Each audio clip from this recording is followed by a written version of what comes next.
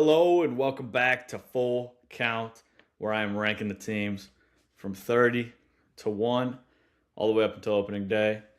Um, we got an interesting one here. As you clicked on, you know that I have the Tampa Bay Rays ranked in the 24 spot.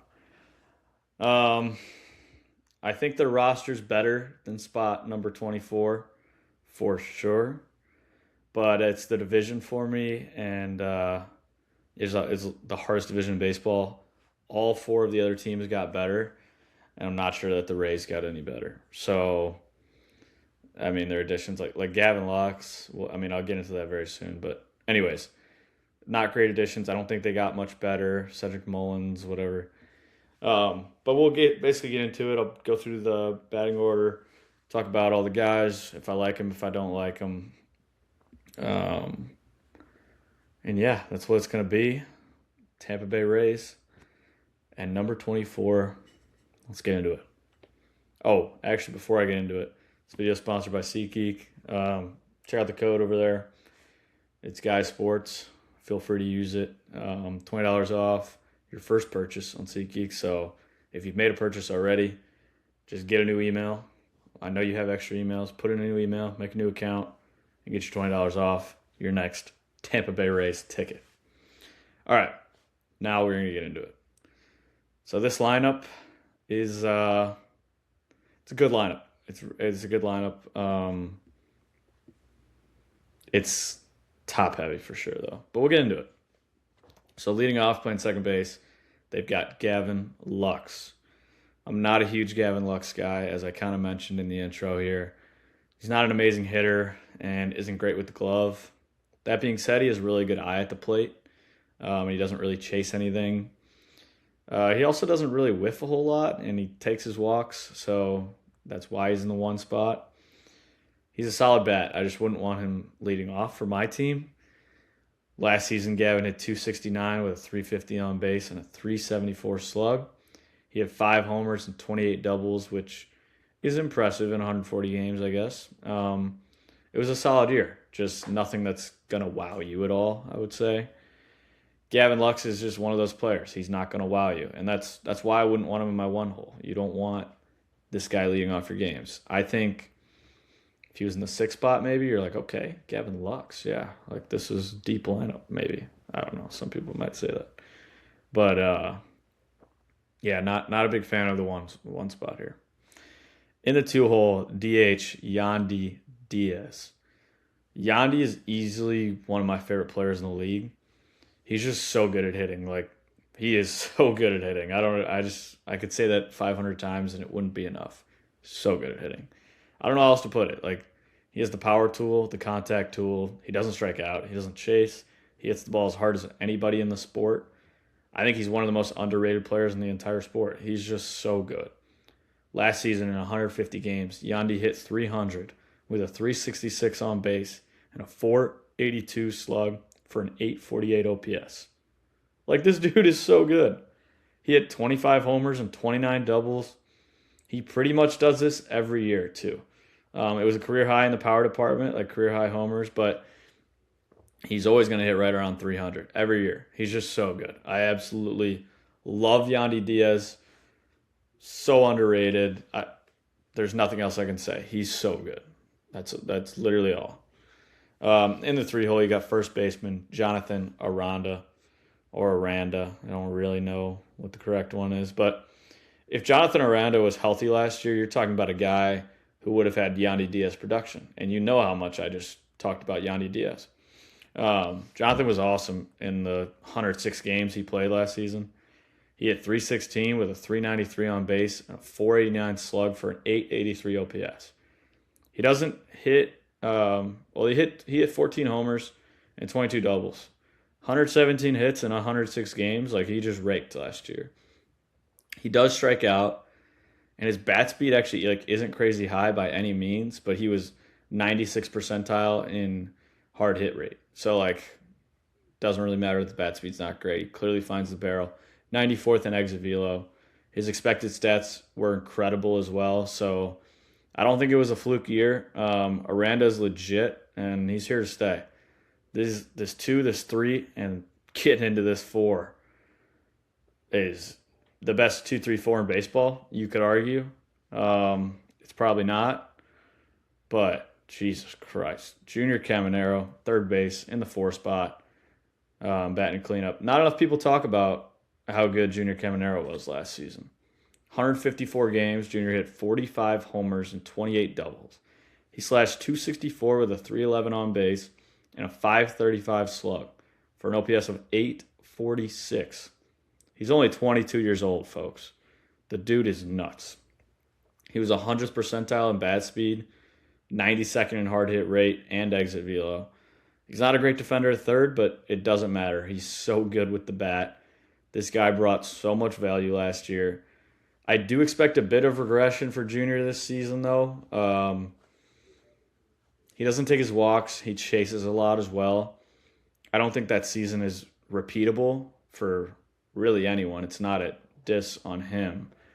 But I think with his swing and miss and him chasing a lot, I think it's going to be tough to repeat. That being said, I fully expect him to slug still. I think he's going to still hit 30 homers. I still think the batting average will go down in the OPS. And obviously 30 homers isn't 45, but I hope he proves me wrong and hits 50 of them. That'd be awesome. In the 5 hole, you got Cedric Mullins. Cedric is no longer the Cedric from 2021, and that's okay. But he's definitely not a 5 hitter on any contender. That being said, I like Cedric Mullins. He's a good major leaguer. Takes his walks, plays good defense in center field. Like, he still has value in this league. Last year in 133 games, Cedric hit 216 with a 299 on base and a 391 slug for a 690 OPS. He hit 17 homers, which is pretty fun. He also stole 22 bags, which is valuable. I think he'll be a little better in this Rays lineup and that ballpark, but we'll see. I don't have much else on Cedric. Like, he's a better player than he showed last year, though. I do believe that, and I think he'll be better. In the 6 hole, right fielder Jake Fraley. He's kind of an interesting player. I don't know what to think about him. He's just not very good. He doesn't have any pop. Doesn't really take his walks. He's a decent defender. He chases a lot. He doesn't square the ball up. He's just not a great player. Last season, 76 games for Jake. He hit 241 with a 332 on base and a 382 slug for a 714 OPS. That doesn't sound so bad. He hit 6 homers and 9 doubles. I do think he could find something with the Rays, though, because this seems to be one of those organizations like the Brewers and like the Guardians that just gets the best out of their players. So we'll see with Jake, but yeah, I don't know. In the 7 hole, you got shortstop Taylor Walls. Taylor Walls is quite literally only here because of his glove. He might be the worst hitter in the entire league. He really isn't even that good of a defender either. Like, the only positive thing I can say about his hitting is that he has a good eye at the plate and he doesn't chase. He also has a pretty solid contact tool, which is always good to have with runners on. Obviously, there's value in that. Taylor's never really been a good hitter in this league, and I don't see why that would change this year, but if it does, that'd be an awesome upgrade for Rays fans. In the 8 hole, left fielder Chandler Simpson. Now, here's a guy that I absolutely love. He played in 109 games last season, and he's just so exciting. In those games, Chandler hit 295 with a 326 on base and a 345 slug for an OPS of 671. He stole 44 bags, and he hit 15 doubles. Chandler has some elite tools, like he was 97th percentile in sprint speed, 98th percentile in expected batting average, whiff percentage, and strikeout percentage, 98th. For a guy with this much speed, it's so important that he doesn't strike out, and he doesn't. He makes the defense rush to make a play and ends up getting a lot of infield hits that way. He's such an awesome baseball player, and I think he gets undervalued a little bit. He should absolutely be the leadoff hitter on this team instead of Gavin Lux. Then you move Lux to the 5 spot, Cedric to the 6. Like, this lineup looks so much better when it's configured that way, in my opinion. So that's where I'd kind of go with that. I think Chandler Simpson is a very good baseball player, and a valuable major leaguer. In the 9 hole, catcher Nick Fortes. I actually really like Nick Fortes. He's good behind the plate and brings a lot of value defensively, in my opinion. He's a guy that makes decent contact, which is always valuable, like I said, with Taylor Walls. The bat isn't great, but it's definitely not as bad as Taylor Walls. I don't have much else to say with Nick. Like, he's a good defender. I like him. There's not much more to his game. That's kind of what you get. You're getting a defensive catcher, and that's fine. And he's not like elite defensively, but he's solid. He gets the job done. As for their bench, I think it's pretty weak. I'm not even going to really touch on it. I don't really like their bench, but I'm sure they'll find value out of it. It's the Rays. Here's where I think this team could go from in the 70s to the mid 80s on the win total. Their pitching staff is pretty fun, and has a lot of upside. But yeah, in the one spot, we'll just start here. The ace, Drew Rasmussen. This is the most underrated pitcher in all of baseball. Like, this guy is so good. I'm just gonna give you his stats the last 6 years in the MLB. 460 innings with a 2.89 ERA. Like, are you kidding me? Like, why is he not talked about way more? Last year, Drew threw 150 innings with a 2.76 ERA. He was an all-star and finished 9th in Cy Young voting. The guy was so nasty last year. His fastball is in the 100th percentile in run value. So, in other words, his fastball is absolutely nasty. He doesn't give up barrels, doesn't walk a ton of guys, and he gets grounders. He's exactly the type of pitcher that I love. Like, Drew is an absolute dog. Gonna be up there in Cy Young. I believe it. He's legit. That's for sure. Then you go in the 2 spot, Ryan Pepio. He threw 167 innings last year with a 3.86 ERA. Ryan's a good pitcher. He walks people a little too much. He does get barreled up, and he doesn't get grounders. Those are all things I don't like, but he's produced very well. He's got a solid fastball, and his off-speed pitches play well. He's 85th percentile in off-speed run value, so that's where he gets his strikeouts from. He's above league average in strikeout percentage, so that's why he produces. I like Ryan. Don't know if I'd want him in my 2 spot, but yeah, he's not a bad major league pitcher at all. In the 2 spot, you got Shane McClanahan. Look, Shane's an absolute dog. 2-time All-Star in his 3 years of MLB time. Career 3.02 ERA and a 400 innings pitched. He's finished 6th in Cy Young voting before. He was 92nd percentile in whiff percentage, 90th in fastball velo, 84th in chase percentage, 98th percentile in off-speed run value. He had a full season of 106 innings with 2.54 ERA. So I think you get the point. Shane is a dog. There's a big but, though. Everything I just gave you is from 2023. He hasn't pitched since 2023. He got Tommy John, which kept him out of the 2024 season. And then he had a tricep nerve injury, which kept him off the field last year. So it's been a while since we've seen him. It'll be interesting to see how he performs after the injuries. If he's anything he used to be, then this rotation looks so much deeper. And the outlook of this team is, hey, we can compete with these dogs in the AL East. So yeah, this team improves a ton if he's the guy from the past. In the 4 spot, you got Nick Martinez. I was super high on Nick Martinez going into last season, and I'm going to be high on him again. I don't care. Not to the point where I think he'll get Cy Young votes or anything, but I think he's going to put together a really solid season. I'm thinking 160 innings, 3.5 ERA, which is so much value in your 4 spot in the rotation. Like, he doesn't walk guys. People don't hit the ball hard off of him. He limits barrels. The thing that really changed in his game was that in 2023 he had the ball on the ground all the time. He was 90th percentile in that category. I completely believe in the Rays pitching factory, and I think they'll find a way to get that ground ball rate back up. Yeah, Nick's going to have a good year. I like Nick. You know I'm high on him if you watched last year. And yeah, I like a pitcher that I like his profile. I like what Nick does, so I like the guy. In the 5 spot, you got Steven Matz. This guy's been around for a while, man. 11 years in the bigs. And he'll be playing his 12th this season for the Rays. Steven Matz is a very good veteran. He put together a good year last year in a small sample size. 76.2 innings last year. He had a 3.05 ERA.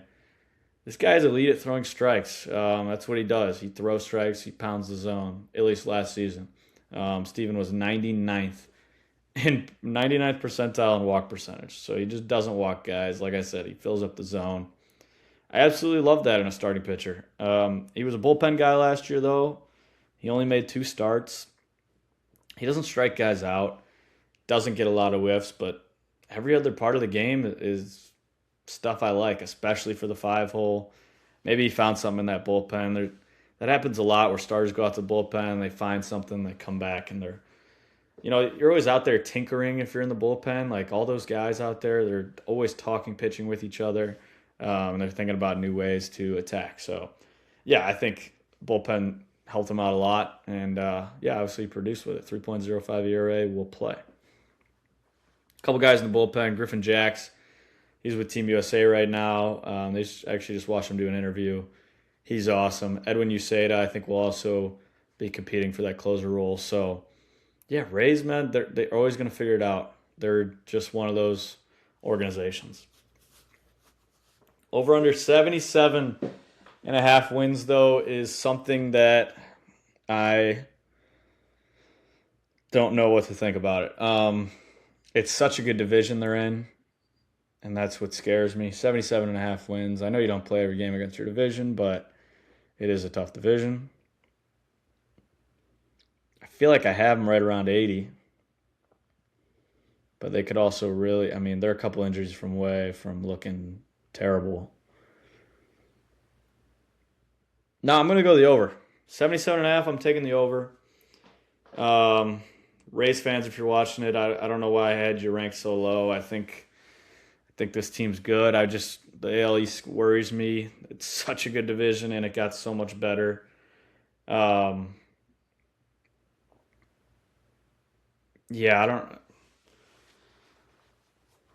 don't know. I don't really have much else to say. I think they're going over. I think right around 80 wins. So I don't think they're smashing the over, but I think it's going to be close to that 77.5 number. Obviously, Vegas knows what they're doing. It's going to be a good line. And I think this team is very reliant on some of those back-end guys of the starting pitching to really just show up. And, like if Shane is the old Shane, we're good. Nick Martinez, if he's a couple years ago, Nick Martinez, we're good. And, if Steven Matz really found something there in the bullpen, then we got a legit guy. The bottom of this order, I don't want Taylor Walls in my order. They might have some guys in the minors. I haven't really looked into it. That's totally my fault. But maybe they got some guys in the minors that can come up, and that's what I'm hoping for to get this over. But, that's kind of where I stand with them. Go Rays. Thank you for watching. Use the code. And, stay tuned for who is next in the ranking, because I have not ranked. Well, never mind. Just thanks for watching, and stay tuned. And thanks for watching.